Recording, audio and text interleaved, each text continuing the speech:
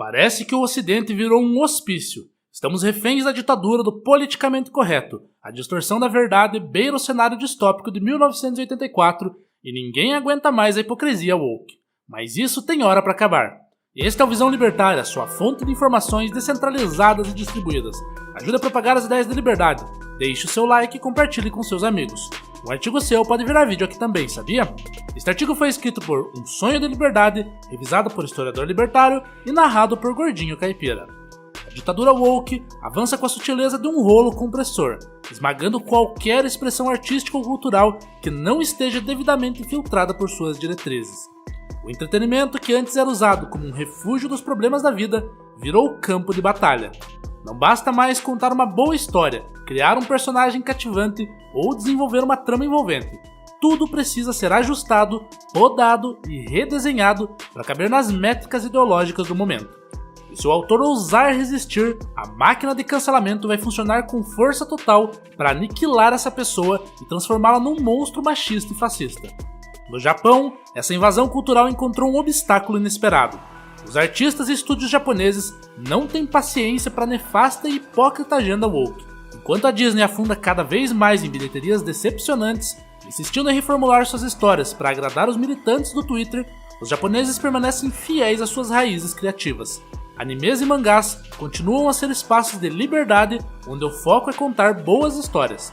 A pressão para modificar os personagens, inserindo diversidade forçada ou transformando protagonistas para se encaixarem na cartilha woke, não passou desapercebida. Mas o Japão tem respondido com uma simplicidade desconcertante. Não aceitam isso.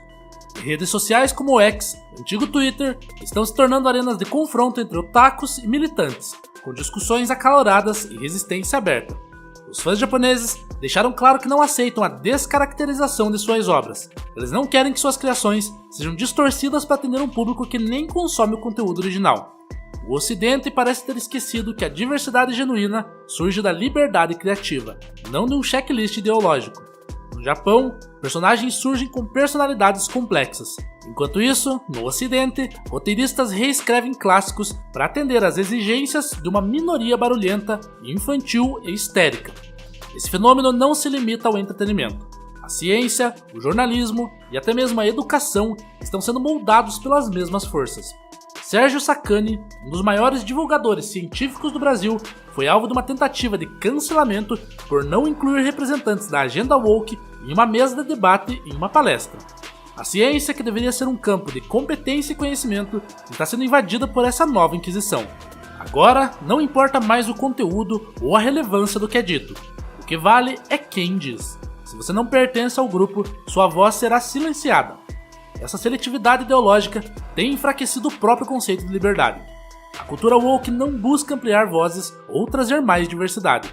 O método desses autoritários é transformar cada espaço de criação em uma vitrine de suas pautas, mesmo que isso afaste o público. Nos últimos tempos, temos assistido a uma crescente hostilidade contra religiosos, promovida justamente por aqueles que se autoproclamam defensores da tolerância e do respeito. Eles se dizem guardiões da justiça social, mas frequentemente caem em contradição ao zombar de crenças que não se encaixam na sua cartilha ideológica. Essa perseguição não se limita a discurso. A zombaria se estende a atos públicos, desfiles e performances artísticas, entre aspas, que beiram o sacrilégio, usando símbolos religiosos como peças de escárnio. Cruzam as linhas do respeito, ironizam figuras sagradas e riem enquanto pisoteiam o que para milhões representa o sagrado e a conexão espiritual. Para eles, atacar o cristianismo, por exemplo, é visto como uma forma de resistência ao patriarcado, à cultura ocidental ou rebeldia contra o colonialismo. Afinal, zombar da fé alheia é algo inclusivo, respeitoso ou construtivo? Raramente vemos as mesmas figuras ou movimentos fazendo piadas com outras crenças religiosas, especialmente aquelas que poderiam reagir de maneira mais firme. Em outras palavras, a valentia do movimento woke se manifesta apenas quando há pouca ou nenhuma ameaça real. Afinal, zombar do cristianismo ou do judaísmo não implica grandes riscos. Já questionar certas práticas de religião mais protegidas pelo discurso politicamente correto, como o islamismo, pode acarretar em acusações de intolerância, racismo ou xenofobia. O paradoxo é evidente. O discurso de inclusão se revela na prática como um instrumento para dividir, não para unir. Ao atacar as bases religiosas que sustentam o desenvolvimento moral e cultural de diversas civilizações, o que se planta é uma semente de ressentimento, que cedo ou tarde germina. A fé que por séculos guiou a humanidade em busca de valores como compaixão, generosidade e solidariedade é pintada como arcaica. A história nos mostra repetidamente que a destruição de símbolos culturais e religiosos raramente termina bem. Sociedades que abraçaram o caminho do desprezo às suas raízes espirituais acabaram perdendo também sua coesão social, abrindo espaço para regimes autoritários. É irônico, pois amanhã um militante woke pode ser esmagado pelo mesmo rolo compressor que ajudou a empurrar. Se há uma lição a ser aprendida, é que a liberdade de expressão deve servir para promover o debate honesto, e não para mascarar ressentimentos como rótulo de arte. Atacar a fé do outro não agrega em nada, não é respeitoso e não tem a ver com inclusão. A ideia de controlar a linguagem e criar uma ditadura do politicamente correto, em sua essência, é substituir palavras que indicam gênero como todos e todas, por formas genéricas como todes. A princípio, sou inofensivo para alguns. Afinal, quem poderia ser contra tornar a comunicação mais aberta? Mas ao olhar de perto, percebemos um problema que parece passar desapercebido pelos entusiastas dessa nova moda linguística. Eles querem uma imposição forçada e ainda querem jogar na fogueira todos aqueles que não desejam participar dessa loucura.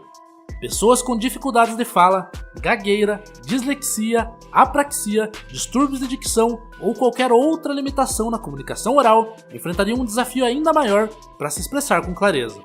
Pronunciar todes, amigues ou outras variações que não seguem as normas tradicionais da língua exige uma articulação específica que não está ao alcance de todos. O que deveria ser uma ponte para a inclusão se transforma em uma barreira invisível. Além disso, as crianças seriam ensinadas o português de forma errada. Falar em público já é uma tarefa desafiadora. Agora peça para essa pessoa adotar uma forma de linguagem que exige flexões atípicas e foneticamente complicadas. É uma covardia. A língua portuguesa, com todas as suas complexidades e nuances, evoluiu organicamente ao longo dos séculos. Ela é um reflexo da cultura, das histórias e das vivências de milhões de pessoas. A imposição de uma nova forma, forçada de cima para baixo, é um movimento que cheira mais a controle do que a inclusão. É claro que há espaço para discutir preconceitos e buscar maneiras de tornar o mundo mais justo. Mas empurrar goela abaixo uma linguagem artificial e impraticável não é a solução. Incluir não significa dificultar a vida daqueles que já enfrentam desafios o suficiente para serem ouvidos. O verdadeiro caminho para a inclusão passa pelo respeito, pela empatia e pela liberdade de expressão. A boa notícia é que a resistência cresce. Criadores independentes, desiludidos com a indústria tradicional, têm migrado para plataformas onde podem produzir com liberdade. Os fãs também têm se organizado, recusando-se a apoiar obras que distorcem personagens ou histórias em nome da agenda do momento. Ironicamente, enquanto a Disney conta com filmes reprojetados, o anime japonês continua a conquistar o mundo com suas histórias. Nos últimos anos, tem se tornado comum ouvir discursos inflamados sobre a necessidade de reformular a língua portuguesa para algo chamado de linguagem neutra. A justificativa? Inclusão. A promessa? Tornar o mundo um lugar mais acolhedor e justo. O embate não é apenas cultural, é uma disputa entre liberdade e controle, entre criação autêntica e narrativa forçada. A história já mostrou que movimentos baseados em censura têm prazo de validade.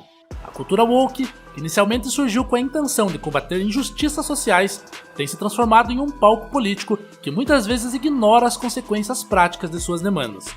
Um exemplo claro disso é a questão do uso de banheiros por pessoas que se identificam como pertencentes ao gênero oposto. À primeira vista, a proposta parece embalada por uma retórica de inclusão e respeito. No entanto, ao abrir as portas dos banheiros femininos para qualquer indivíduo que se declare mulher, cria-se uma brecha perigosa que permite a entrada de pessoas mal intencionadas. O problema reside na ausência de critérios claros e que acaba gerando espaço para abusos e situações constrangedoras. Negar que essa vulnerabilidade existe é ignorar deliberadamente a realidade. Há inúmeros relatos de incidentes, mas qualquer menção crítica é rapidamente rotulada de preconceito, silenciando um debate necessário para a segurança de todas as partes. A solução? Simples: banheiros individuais ou a criação de um terceiro espaço para quem não se sente confortável nos banheiros convencionais. Essa abordagem respeita a individualidade de todos sem comprometer a segurança e privacidade de ninguém. No final, o verdadeiro problema não é o respeito à identidade trans ou não binárias, mas a forma como essa questão tem sido usada como ferramenta de engenharia social, atropelando direitos individuais e expondo vulneráveis a riscos desnecessários. Como sempre, a liberdade individual e o respeito mútuo oferecem as respostas mais equilibradas, algo que os políticos e os ativistas mais radicais relutam em admitir. Infelizmente, as faculdades, escolas e espaços públicos se tornaram palcos dessa agenda, com verbas destinadas a palestras, eventos e programas que promovem ideologias específicas, muitas vezes ignorando as reais necessidades da população. Em vez do dinheiro público retornar ao povo, em forma de nova infraestrutura, segurança ou melhorias nos hospitais, milhões são canalizados para a doutrinação ideológica, moldando a juventude para servir aos interesses do Estado e de elites culturais que lucram com isso. A ironia é que quando se promove uma suposta inclusão, o resultado prático é a fragmentação social e o fortalecimento de uma cultura de vitimismo, mas que é bastante autoritária. Ao invés de preparar indivíduos para a liberdade e autossuficiência, o sistema educacional cria dependentes do governo, doutrinados a enxergar opressores em todos os cantos e a demandar cada vez mais intervenções estatais. O mais preocupante é que essa política de gastos não se restringe ao ambiente acadêmico. Programas públicos que deveriam focar em resolver problemas concretos, como saneamento, saúde ou segurança, frequentemente redirecionam seus esforços para campanhas simbólicas, monumentos à inclusão e comissões que pouco produzem, além de relatórios caros e encontros regados a coffee breaks sofisticados. No fim das contas, o custo dessas políticas é pago pelo cidadão comum, que vê seu dinheiro escoar em projetos de baixa relevância enquanto serviços essenciais se deterioram. A verdadeira inclusão não nasce do discurso vazio ou de monumentos ideológicos, mas de oportunidades reais, de menos burocracia e de um ambiente onde o indivíduo tem poder e consegue prosperar, não o Estado. Numa sociedade livre, o respeito não deve ser uma concessão do Estado ou uma moeda de troca em jogos políticos. O respeito é um valor fundamental que nasce do reconhecimento do indivíduo como ser soberano, independente de sua origem, cultura ou crença. Asiáticos, indígenas, africanos, europeus, americanos, todos merecem o mesmo respeito, não por pertencerem a grupos específicos, mas por serem indivíduos com direitos inalienáveis. O problema surge quando o respeito, que deveria ser universal e espontâneo, se torna uma ferramenta manipulada por burocratas ideológicos. Sob a bandeira da diversidade, criam-se divisões artificiais, colocando culturas umas contra as outras e promovendo uma hierarquia de vítimas. A cultura asiática, por exemplo, é admirada quando convém, mas ignorada quando seu sucesso desafia as narrativas de opressão. O mesmo ocorre com a cultura africana, que é frequentemente reduzida a estereótipos, ou com as culturas indígenas, usadas como símbolo político enquanto suas necessidades reais são deixadas de lado. A cultura europeia e americana, por outro lado, é tratada como vilã e ora como modelo a ser seguido, dependendo da conveniência do discurso. Em vez de reconhecer a contribuição de cada civilização e aprender com os erros e acertos da história, o debate público é distorcido para atender a agendas ideológicas. O verdadeiro respeito não se constrói colocando um grupo acima do outro. Ele nasce da liberdade de cada indivíduo viver sua cultura, expressar suas ideias e buscar seu caminho sem interferência do Estado ou de elites que se dizem protetoras de diversidades. Quando o governo tenta impor o respeito por decreto, o resultado é o oposto: ressentimento, divisões e uma sociedade cada vez mais polarizada. Obrigado pela audiência. Este é um canal colaborativo. Participe você também. Cadastre-se agora mesmo no nosso site visãolibertaria.com e envie seus artigos por lá. Os colaboradores recebem recompensas em Bitcoin. Inscreva-se no canal e clique no botão da campainha para ser avisado de novos vídeos. Até a próxima!